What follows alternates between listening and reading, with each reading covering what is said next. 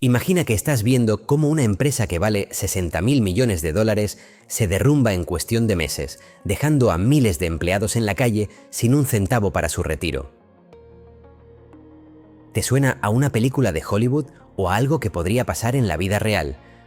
Pues ponte cómodo porque hoy te voy a contar la historia de Enron, la compañía que mintió al mundo entero y protagonizó el mayor fraude contable de la historia.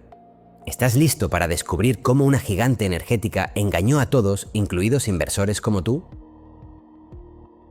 Todo empieza en los años 80, cuando Enron surge de la fusión de dos empresas de gas natural en Estados Unidos, el país del tío Sam, donde los negocios parecen no tener límites. Al principio, parece una compañía normal dedicada a transportar y vender energía, pero pronto se transforma en algo mucho más ambicioso bajo el mando de Kenneth Lay, un tipo carismático que soñaba con dominar los mercados energéticos. Tú, que estás ahí viendo este vídeo, ¿te imaginas construyendo un imperio desde cero, convirtiendo tuberías de gas en un casino financiero? Bueno, sigamos, porque aquí viene lo jugoso que te va a dejar con la boca abierta. Enron no se conforma con vender gas y electricidad como cualquier empresa aburrida, sino que inventa un mercado nuevo para el gas natural, algo así como crear una bolsa donde se negocian contratos futuros de energía. Esto les permite especular con precios, comprando barato y vendiendo caro, y de repente su valor en bolsa explota hasta alcanzar los $90 por acción en el año 2000. ¿Ya sabes lo que es un contrato futuro? Es como apostar al precio futuro de algo sin tenerlo físicamente, y Enron lo usó para pintarse como la empresa más innovadora del mundo durante 6 años seguidos. Pero ojo, que detrás de ese brillo había sombras que ni los analistas más listos veían venir. Ponte en los zapatos de un inversor como tú en el año 2000, cuando Enron es la séptima empresa más grande de Estados Unidos, con 20.000 empleados y operaciones en más de 30 países. Sus ejecutivos viajan en jets privados, organizan fiestas millonarias y hasta firman patrocinios con estrellas del deporte, todo mientras la acción sube como la espuma. Ya sé lo que estás pensando, esto huele a burbuja, ¿verdad? Pues sí, pero nadie lo decía en voz alta porque Enron parecía invencible, la app que apadrina este tipo de vídeos sobre finanzas locas. Vamos ahora a desgranar la paradoja que te engancha desde el principio. Una empresa que pasa de ser la estrella de Wall Street a declararse en quiebra con la mayor bancarrota de la historia americana, 60.000 millones de dólares en activos evaporados. ¿Cómo es posible que algo así pase sin que los reguladores o los auditores parpadeen? Te lo explico paso a paso porque como inversor proactivo que eres, necesitas saber detectar estas señales para no perder tus ahorros. Aquí viene algo importante. Todo giraba alrededor de un truco contable llamado Mark to Market, que les permitía registrar ganancias futuras como si ya estuvieran en el bolsillo. ¿Qué diablos es Mark to Market?, te preguntas. Es una práctica donde valoras un activo por lo que crees que valdrá en el mercado hoy, no por lo que realmente has ganado, y Enron la usó para inflar sus beneficios con contratos que quizás nunca se materializaran. Imagina que firmas un trato para vender gas en 10 años a un precio alto, y ¡zas!, lo cuentas como ganancia inmediata aunque no hay ni $1 en caja todavía. La SEC, el regulador americano, lo aprobó en 1992, abriendo la puerta a esta magia financiera que disfrazaba deudas como fortunas. Te ligas con eso, ¿vale? Porque esto es el comienzo de cómo Enron creó un castillo de naipes. Ahora piensa en los empleados de Enron, gente como tú y como yo, que invertían sus pensiones en las acciones de la compañía porque los jefes les decían que era el futuro. En el año 2000, esas acciones valían una fortuna, pero de la noche a la mañana caen a menos de $1, borrando billones en valor de mercado. ¿Por qué no vendieron a tiempo? Porque les prohibieron hacerlo mientras los ejecutivos como Lay y Skilling vendían cientos de millones de sus propias acciones sabiendo que el chiringuito se venía abajo. Esto no es solo un fraude, es una traición que te hace cuestionar en quién confías tus ahorros. Vale, recapitulemos un segundo porque si te has perdido algo, páralo y vuélvelo a ver, que este vídeo está hecho para que lo pilles todo. Enron empieza como transportista de gas, innova con mercados de futuros, adopta Mark to Market y se convierte en un monstruo valorado en 60.000 millones.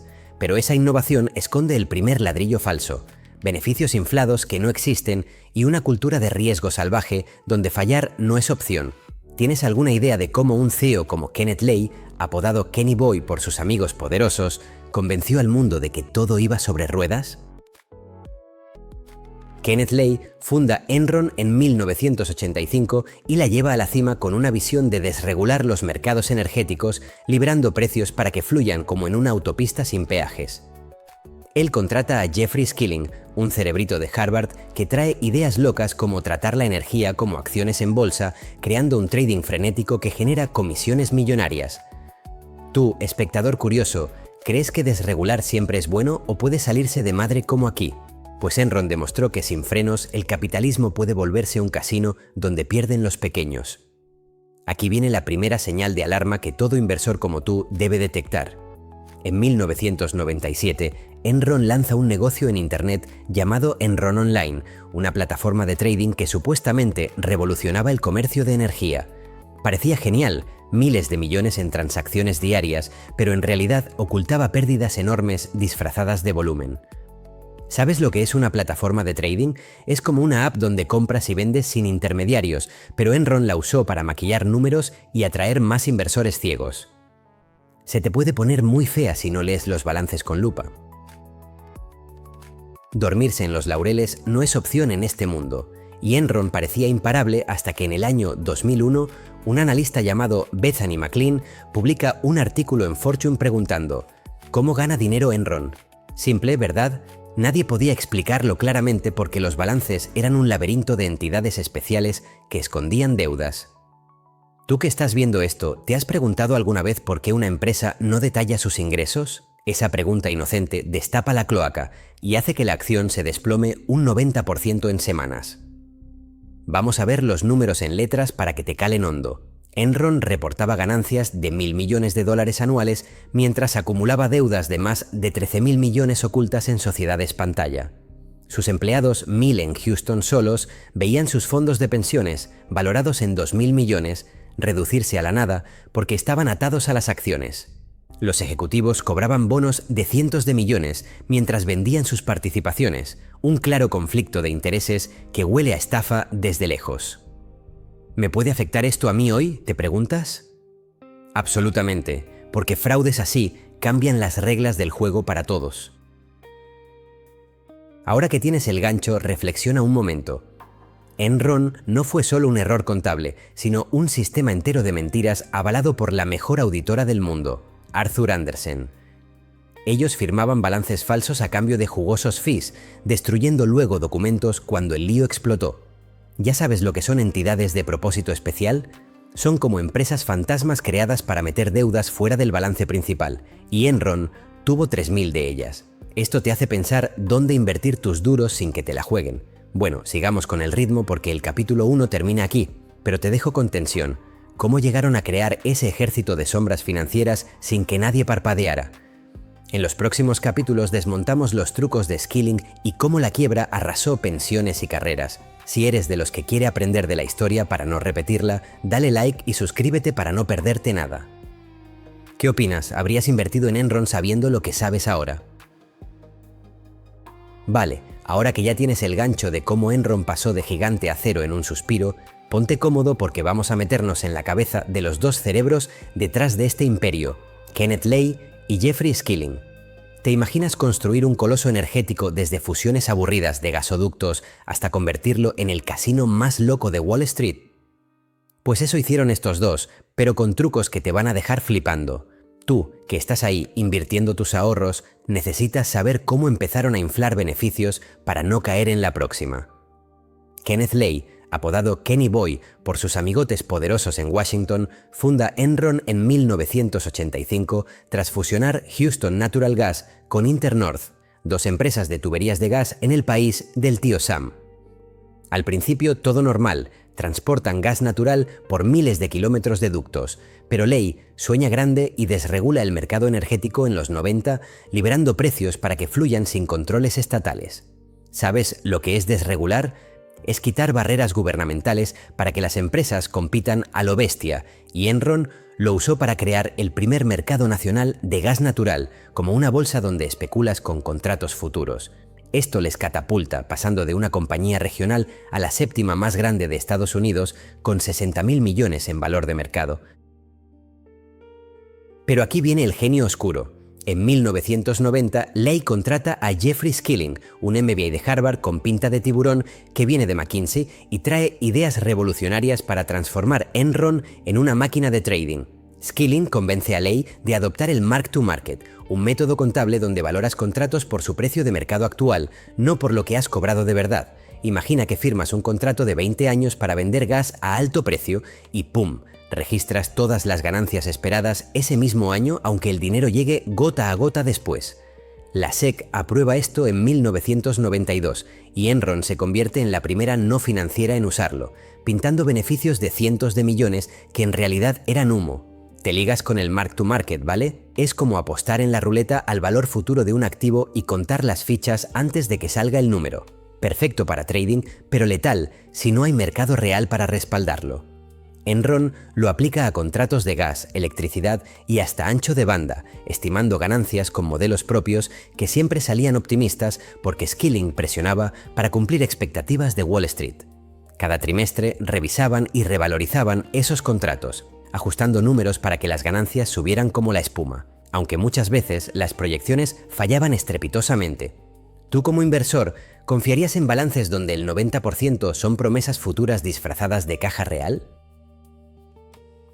Skilling no para ahí y en 1996 crea Enron Capital and Trade Resources, una división de trading que negocia no solo gas, sino todo lo imaginable: electricidad, agua, papel, incluso meteorología con contratos Weather Derivatives. ¿Qué son los derivados meteorológicos?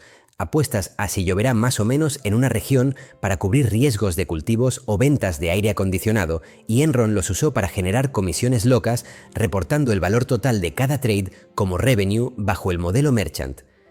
Mientras otros como Goldman Sachs cobraban solo fees como agentes, Enron inflaba ingresos contando todo el pastel, multiplicando cifras por 10. Esto les da la fama de innovadores, 6 años como empresa más admirada por Fortune. Pero ya sabes lo que pasa cuando el brillo esconde sombras.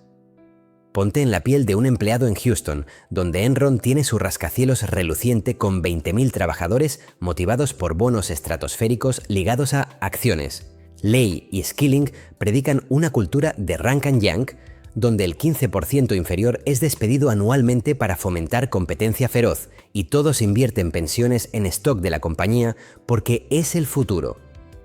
¿Ya estás pensando que esto huele a pirámide? Pues sí, porque mientras los jefes venden acciones por miles de millones sabiendo riesgos, los trabajadores están bloqueados vendiendo. Se te puede poner muy fea si tu retiro depende de un solo caballo cojo. Vamos ahora a un ejemplo concreto que te va a aclarar todo. En 1999, Enron firma un contrato de 20 años con un cliente asiático para suministrar ancho de banda, prometiendo ganancias de 300 millones anuales. Bajo Mark to Market, registran esos 300 millones ya en el año de firma, aunque el proyecto se hunde por la crisis .com y nunca genera un duro. Pero el daño está hecho. Beneficios inflados atraen más inversores. Acción sube a $90 y Skilling cobra bonus de 40 millones. ¿Tienes alguna idea de cómo un truco así se multiplica por miles de contratos hasta crear un monstruo?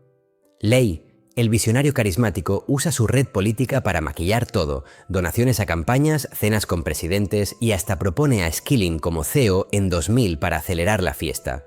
Skilling acepta y en sus primeros meses impulsa más agresividad, expandiendo a broadband y proyectos exóticos como plantas eléctricas en India o Brasil que failan pero se reportan como éxitos. La cultura interna premia el riesgo. Si no fallas, no innovas, dice Skilling, pero fallar significa ajustar números para no fallar en papel. Esto crea presión asfixiante donde contables como el jefe financiero Andrew Fastow ya planean las primeras sociedades pantalla para esconder pérdidas. Aquí viene algo importante. En el año 2000, Enron reporta ingresos de $100.000 millones, un salto del 50% gracias a trading y mark to market, pero el flujo de caja real es negativo por 3.000 millones porque todo es deuda disfrazada. Analistas babean por los números, bancos prestan billones y la acción baila en máximos mientras Fastow prepara entidades como Chuco y LJM para off-balance sheet. ¿Sabes lo que es off-balance? Sacar deudas de los libros principales usando empresas hijas que no consolidas, un truco legal pero al límite. Tú que ves este vídeo, ¿leerías las notas a pie de balance o te fiarías del headline?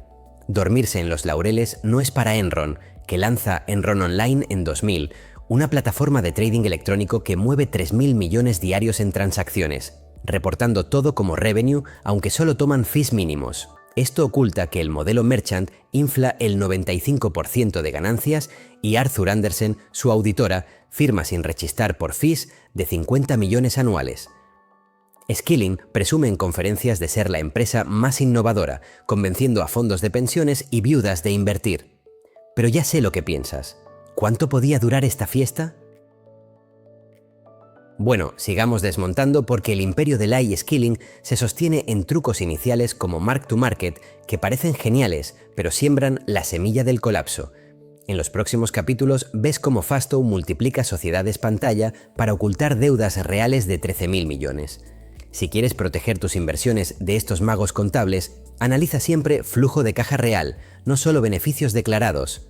Dale like si esto te abre los ojos y suscríbete para más historias que salvan tu cartera. Vale, ahora que ya sabes cómo Lai y Skilling montaron su imperio con Mark to Market, ponte cómodo porque aquí viene el truco maestro que mantuvo la fiesta en pie. Las sociedades pantalla o entidades de propósito especial como las llaman los listos.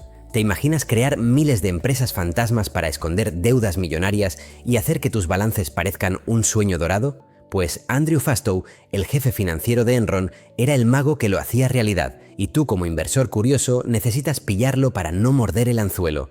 Vamos a desgranarlo paso a paso, porque esto es donde el fraude se pone negro de verdad.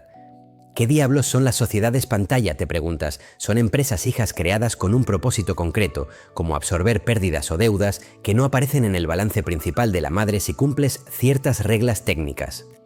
Enron las usó para sacar 13.000 millones de dólares en pasivos fuera de sus libros, disfrazando pérdidas como inversiones ganadoras y atrayendo más préstamos de bancos crédulos. Imagina que tu negocio falla un proyecto de 100 millones. Lo metes en una pantalla financiada por inversores tontos o por la propia Enron disfrazado y ¡zas!, tus números oficiales brillan. Arthur Andersen, la auditora top, bendecía todo por fees jugosos sin hacer muchas preguntas. Fastow diseña el primer golpe en 1997 con Chuco, una entidad para comprar el joint venture Jedi de Enron, que tenía intereses en otras compañías. Normalmente consolidarías Chuco en tus cuentas, pero Fastow lo estructura con deuda barata de bancos y 1% de equity de un socio, evitando que Enron controle el 96% restante en papel. Así, Jedi sale del balance liberando 400 millones en deudas ocultas y Enron reporta ganancias limpias. Te ligas con eso, ¿vale? Es como esconder la basura bajo la alfombra de un vecino para que tu casa parezca impecable. Pero la peste llega tarde o temprano. Luego llega LJM, el fondo personal de Fastow nombrado por las iniciales de sus esposa e hijos, donde él es socio general, ganando fees millonarios por asesorar a Enron. LJM 1 y 2 compran activos malos de Enron a precios inflados, como plantas eléctricas fallidas en India, transfiriendo pérdidas fuera, mientras Fastow embolsa 70 millones en comisiones conflictivas. Enron vende a LJM y recomprador después, cerrando círculos perfectos que generan ganancias mark to market sin tocar caja real. ¿Tú qué estás viendo? ¿Confiarías en un CFO que se forra vendiendo basura de su propia empresa a precios de oro? Esto huele a autoengaño masivo. Vamos con un ejemplo que te vas a aclarar el lío. Imagina la planta Dabhol en India, un megaproyecto de Enron que cuesta 1.000 millones, pero genera pérdidas porque el gobierno local no paga. Lo meten en una pantalla llamada Delta, financiada con bonos respaldados por Enron, disfrazados, sacando la deuda del balance principal. Así reportan el proyecto como vendido con ganancia inmediata, aunque nunca recuperan un duro y la planta acaba abandonada. ¿Tienes alguna idea de cómo multiplicar esto por 3.000 entidades similares? Enron las tenía por docenas, todas avaladas por Andersen, que ignoraba conflictos para no perder el cliente estrella. Ponte en los zapatos de un analista en el año 2000, revisando balances de Enron donde los ingresos explotan a 100.000 millones, pero el apalancamiento, o deuda sobre equity, es de 5.000% oculto en notas a pie. Las SPE requieren que el 3% de equity venga de inversores independientes para no consolidar, pero Fastow usaba trucos como préstamos personales o equity de empleados para simularlo. Bancos como Citigroup y JP Morgan participaban creando prepay deals, donde prestaban disfrazados de ventas futuras de gas, inyectando liquidez falsa. Se te puede poner muy fea si no ves que el flujo de caja operativo es negativo mientras los beneficios bailan en las nubes. Aquí viene algo importante. Raptors, un nido de SP para hedgear inversiones en tech como Kensho, que Enron inflaba con mark to market. Cuando las acciones tech caen en 2000, las pérdidas se comen el equity de Raptors, pero Enron transfiere más activos buenos para mantener el 3% mágico y evitar write-downs. Fastow y su equipo firman conflictos de interés aprobados por ley, reportando hedge accounting que hace desaparecer pérdidas en papel. ¿Sabes lo que es un write-down? Es reconocer una pérdida real bajando el valor de un activo, y Enron lo evitó hasta que el castillo tembló. La cultura interna premiaba este circo. Traders cerraban deals con SPE para bonos de fin de trimestre, asegurando números, y Andersen rotaba auditores para que no profundizaran demasiado. Fastow presumía de ahorrar cientos de millones en impuestos con estas estructuras, convenciendo a Wall Street de que era genio financiero. Pero ya sé lo que estás pensando. ¿Cómo no lo pillaron antes? Porque los balances eran un laberinto de footnotes que nadie leía entero, y la acción a $90 cegaba a todos. Dormirse en los laureles no era opción, y en 2001 Enron anuncia correcciones de 600 millones por SPE mal estructuradas. Pero es la punta del iceberg. La SEC empieza a husmear cuando Bethany McLean pregunta por los cash flows reales versus ingresos, revelando que el 90% era humo de trading y SEPs. Fastow dimite con 80 millones en el bolsillo y Andersen empieza a sudar. Tú, como inversor proactivo, ¿mirarías siempre las notas ITSEPE en los 10K de la SEC? Bueno, sigamos el ritmo porque las sociedades pantalla eran el pegamento del fraude, ocultando deudas que superaban los 60.000 millones en activos declarados. En el próximo capítulo ves el colapso cuando todo explota, dejando pensiones evaporadas. Esto te enseña a buscar deudas off-balance en cualquier empresa antes de meter tus duros. Si pillas estas señales, tu cartera estará a salvo de magos como Fastow. Vale, ahora que ya pillaste cómo las sociedades pantalla de Fastow ocultaban la deuda como un mago de Las Vegas, agárrate porque aquí viene la caída libre de Enron en el año 2001, cuando todo el castillo de naipes se derrumba en meses. ¿Te imaginas ser accionista viendo tu inversión pasar de $90 a menos de $1 mientras los jefes huyen con bolsillos llenos?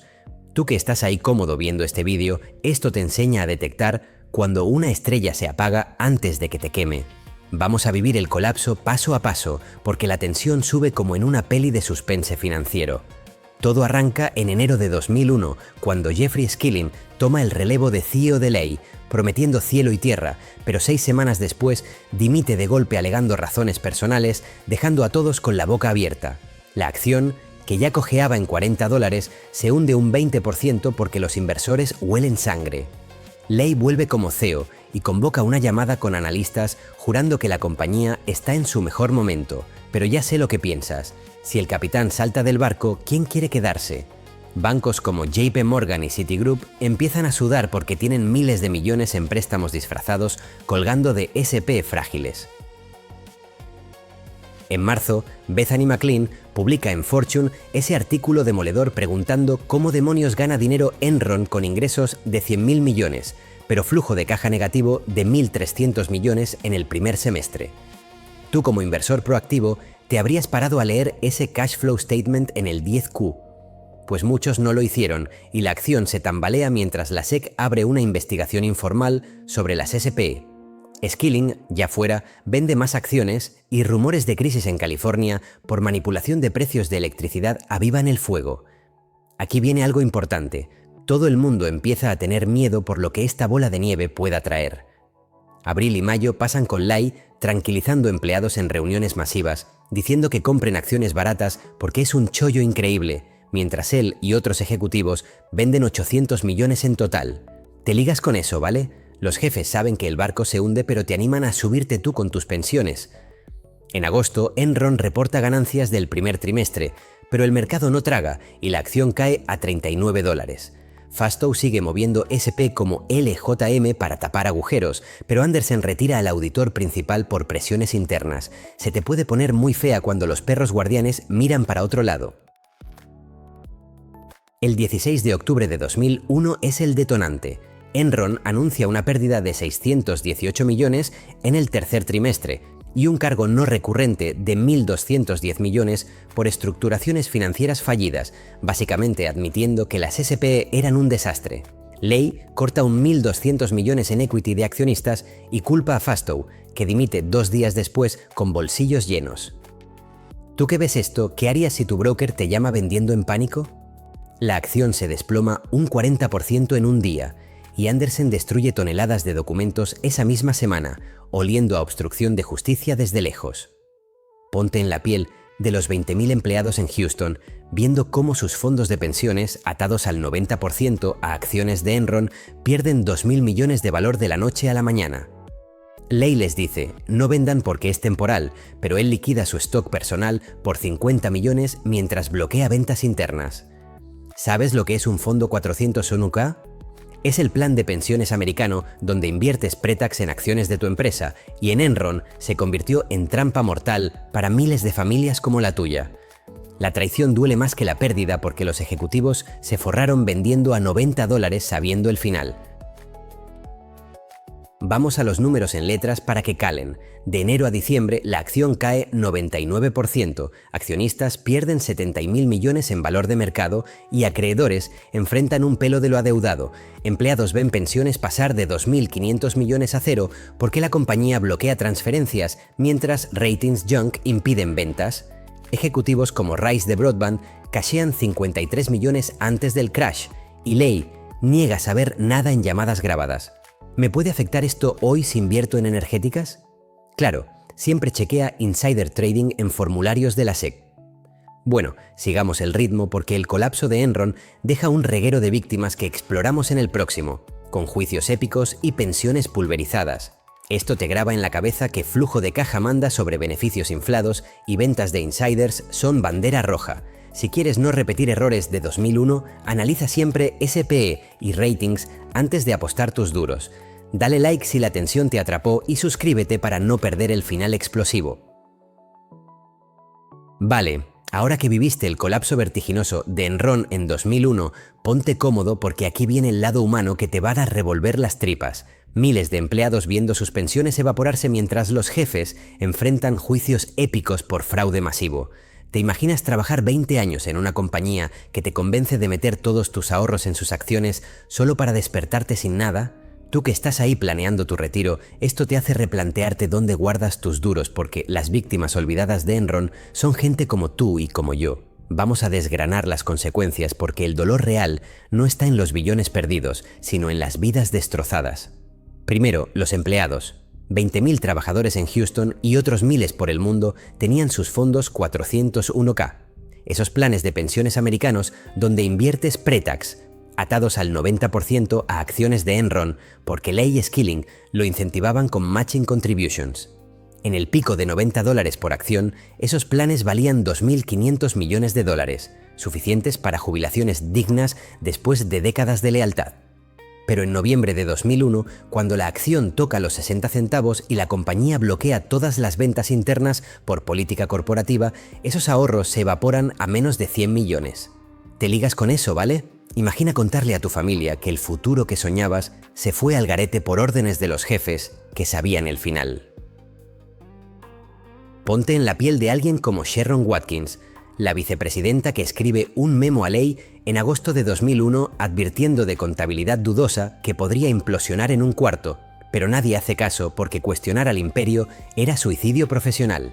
Empleados intentan vender acciones en el 80% de descuento que Ley ofrece, pero la Junta lo veta para no hundir más el precio, mientras él cashea 50 millones personales. ¿Sabes lo que es un 401k lockup? Es cuando tu empresa te impide mover fondos a otros activos y en Enron atrapó a todos menos a los insiders que vendieron 1.000 millones antes del crash. Se te puede poner muy fea si tu carrera depende de un solo barco que se hunde. Mientras las pensiones ardían, los juicios épicos arrancan con la SEC cargando contra Fastow en 2002 por fraude y conspiración, admitiendo culpa a cambio de reducir sentencia y delatar a todos. Kenneth Lay enfrenta 28 cargos por fraude, insider trading y mentira a inversores, negando saber de las SPE pese a firmar miles de páginas. Jeffrey Skilling, el cerebro de Mark to Market, carga con 35 felonías por manipular ganancias y bloquear ventas de empleados. Tú, espectador curioso, ¿crees que estos titanes caerían o saldrían limpios como en tantas películas? Pues los jurados texanos no perdonan, condenando a Skilling a 24 años en el 2006 tras un juicio de meses con testigos lacrimógenos. Arthur Andersen, la auditora que bendijo los balances por fees de 52 millones anuales, entra en el ring por obstrucción de justicia al triturar toneladas de documentos y 30.000 emails cuando la SEC husmea en octubre de 2001.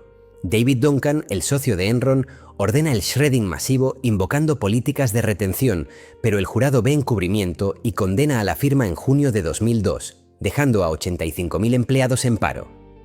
¿Tienes alguna idea de cómo una Big Five colapsa por un cliente? Andersen pierde licencias CPA, clientes huyen a competidores y aunque la Suprema revoca la condena en 2005 por instrucciones erróneas al jurado, ya era un cadáver con 200 empleados manejando demandas. Aquí viene algo importante. Los perros guardianes se convirtieron en cómplices por miedo a perder la tajada. Las víctimas demandan por todos lados. Accionistas liderados por fondos de pensiones recuperan solo unos miles de millones en settlements de bancos como Citigroup que financiaron SPE con prepays disfrazados. Empleados forman class actions contra Enron por 2.000 millones en pensiones perdidas, pero reciben céntimos por dólar porque la quiebra prioriza a acreedores. Lay muere de infarto en julio de 2006 antes de sentencia, evitando cárcel pero no la infamia, mientras Skilling apela hasta 2013, cuando Obama conmuta a 13 años por cooperación.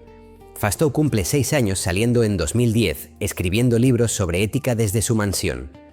Dormirse en los laureles les costó caro, pero ¿y los pequeños? Ponte a pensar en familias como la de Ken Rice, jefe de Broadband que casea 53 millones vendiendo antes del pico, o Cliff Baxter, ejecutivo que se suicida en 2002 por vergüenza del escándalo. California demanda por 1.500 millones en manipulación de blackouts del 2001, donde Enron Traders jugaban con apagones para subir precios de electricidad. Tú que inviertes en utilities, ¿chequeas siempre si hay demandas pendientes en los 10K? Este desastre humano revela que fraudes corporativos no son solo números, sino sueños rotos de jubilación para generaciones. Ya sé lo que estás pensando. ¿Cómo evitamos que vuelva a pasar? Los juicios destapan emails demoledores, como traders bromeando sobre manipulación maestra en California o Fastow admitiendo conflictos en LJM que generaron 70 millones personales. El comité Powers de Enron concluye que la junta sabía de riesgos SPE, pero los ignoró por ambición, y Andersen falló en independencia al auditar su propio consulting. Skilling grita inocencia alegando todo legal bajo GAAP, pero el jurado ve engaño intencional a inversores. ¿Me puede afectar a mí hoy?, ¿te preguntas? Absolutamente, porque pensiones ligadas a stock de empresa siguen siendo trampa común en muchas firmas. Bueno, sigamos el ritmo porque las víctimas olvidadas de Enron claman por reformas que llegan en el próximo capítulo con Sarbanes-Oxley salvando el día. Esto te graba que diversifiques pensiones, chequea insider sales y lee footnotes siempre. Si esta historia te hace mejor inversor, dale like y suscríbete para lecciones que protegen tu futuro.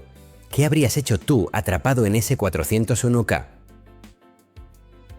Vale, ahora que has visto las pensiones evaporadas y los juicios épicos de Enron, agárrate porque aquí viene la luz al final del túnel, la ley Sarbanes-Oxley del 2002, nacida directamente del cadáver de Enron para blindar a inversores como tú de futuros fraudes contables.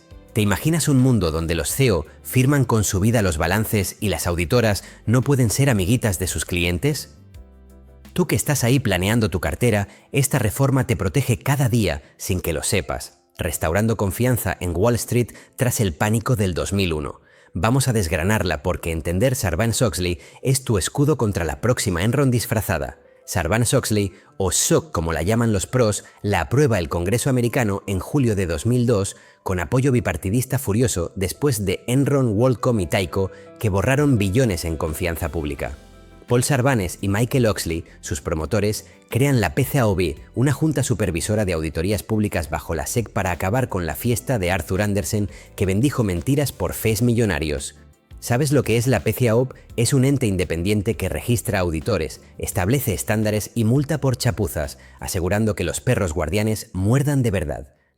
Esto cierra la puerta a shredding masivo y conflictos como los de Enron, donde Andersen auditaba y consultaba al mismo tiempo. La sección 400 es la estrella dura de SOX. Obliga a gerentes y auditores externos a certificar controles internos sobre informes financieros, detallando debilidades en un informe anual que va a la SEC.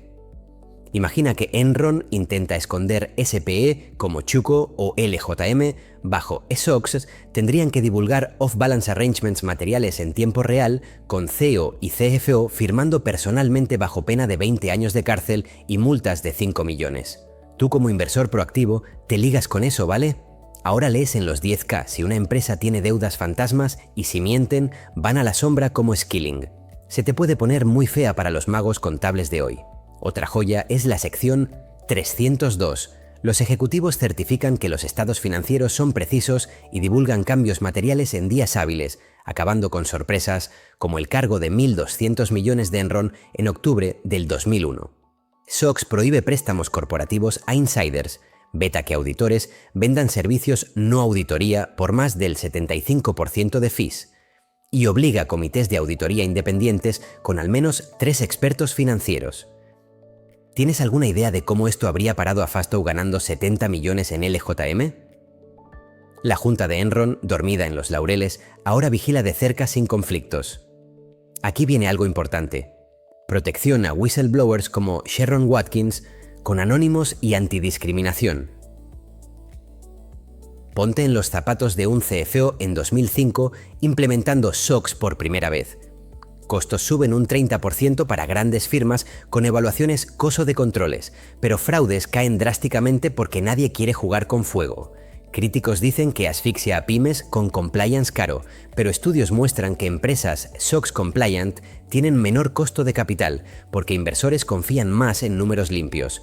Tú que inviertes desde España o donde sea, ¿sabes que SOX afecta globalmente a filiales americanas y eleva estándares mundiales? Esto explica por qué balances hoy son más transparentes, con footnotes legibles sobre SPE y derivados. Lecciones prácticas para ti, espectador curioso. Siempre chequea la sección 400 en informes anuales para ver si controles internos son sólidos, mira certificaciones de CEO y ventas insider en formularios de la SEC. Evita empresas con comités de auditoría débiles o auditores con fees consulting altos y diversifica pensiones lejos de stock único como los pobres de Enron. ¿Ya estás pensando en revisar tu broker para SOX Compliance? Recuerda, invertir tiene riesgos y esto no es consejo financiero. Haz tu propio análisis antes de mover un duro. SOX te da herramientas, pero tú las usas para no repetir 2001. El impacto global es brutal. Europa adopta reglas parecidas en la octava directiva y mercados emergentes copian PCAOB para atraer capital. Enron mató a Andersen, pero parió un sistema donde fraude masivo es más difícil, con juicios SOX contra directivos de Lehman o Sadiam mostrando dientes. Ya sé lo que piensas. ¿Es perfecto? No, pero sin él, el país del tío Sam sería casino salvaje otra vez. Dormirse en los laureles regulatorios invita a nuevos Fastow, así que reguladores vigilan con SOX como espada. Vamos a números en letras para calar hondo. Y SOX cuesta a empresas públicas 2,5 millones anuales en compliance inicial, pero ahorra 70.000 millones en pérdidas inversores post-Enron según estudios. PCAOB multa 800 millones a auditores desde 2002 y secciones 321 imponen 20 años cárcel por alterar documentos como Andersen. Tú que ves este vídeo hasta el final, ¿crees que vale la pena el precio por confianza? Absolutamente. ¿Por qué tus ahorros duermen mejor sabiendo que nadie infla mark to market sin castigo? Bueno, hemos llegado al cierre de esta saga Enron, que empezó con un gigante energético mintiendo al mundo y acaba reformando la contabilidad global. ¿Qué te llevas tú para tus inversiones? ¿Flujo de caja sobre beneficios, SPE en Footnotes y SOX como amigo? Si esta historia te abrió ojos, déjalo en comentarios qué fraude te flipa más y suscríbete para más lecciones que salvan carteras.